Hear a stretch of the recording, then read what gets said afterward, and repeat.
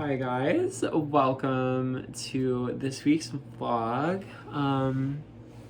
This week has been so full creatively, and right now it's kind of winter is just arriving. I am in Indiana, and yeah, it's I really had to adjust. I was not mentally prepared for winter. I never am.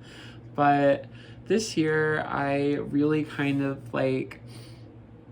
shifted back into a lot of my old, I feel like hobbies isn't even really the right word.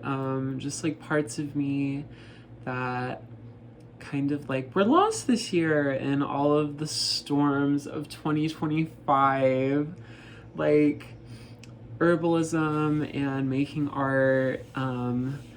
Because now I have my fashion business, and so entrepreneurially that's where my focus has been, and it's kind of been so freeing to come back to herbalism and art without them being in the context of my business, because they're just, I don't know, I'm having so much fun and feeling my creative feminine flow so easily lately, even when there have been kind of challenges or a lot going on in life. It's still been I've been able to kind of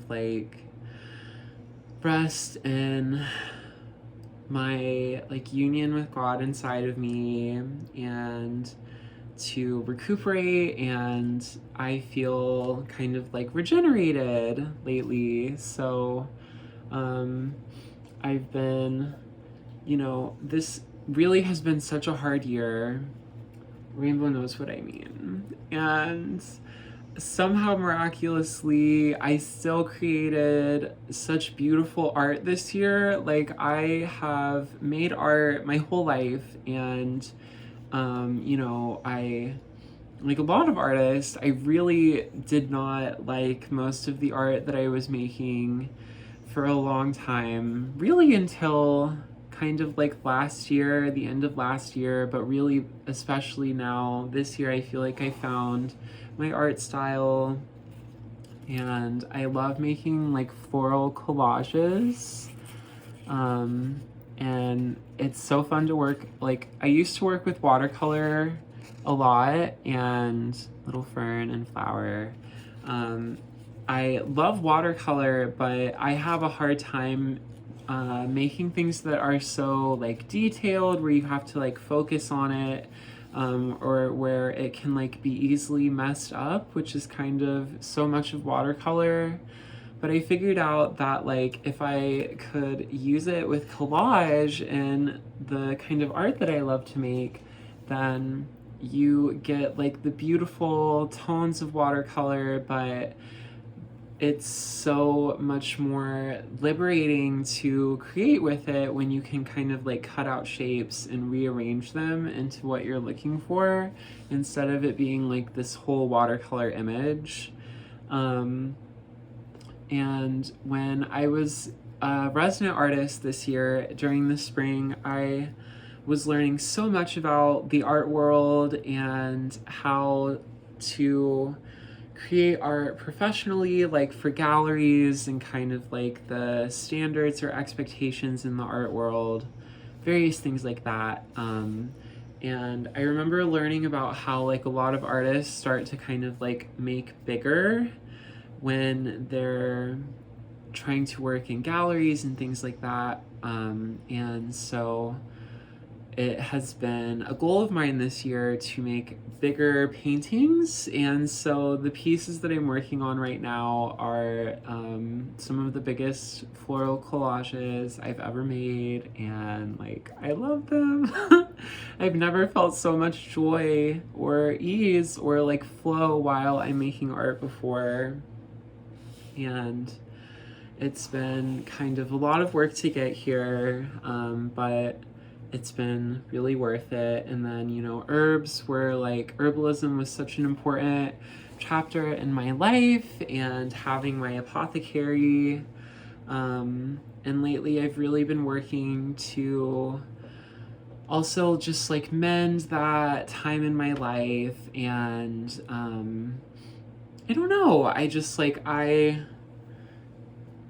love small businesses. I love entrepreneurship. I love feminine business. And it's so exciting to come back to all of these things now that I've kind of really had time to heal. And as I said, like, to be restored by God. And I still, like, I love my past self so much for like their tenacity to keep creating during like the hardest years of my life. I was learning all of this, and I'm gesturing because I have like this line up of my special little things to show and tell.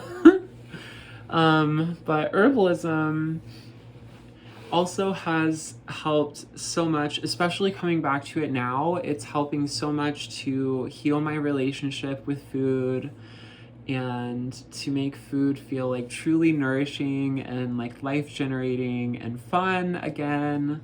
Like, I'm actually enjoying being in my kitchen, and I haven't felt that way in a long time. I'm so excited. I have so much energy right now. I haven't even had any coffee today or anything.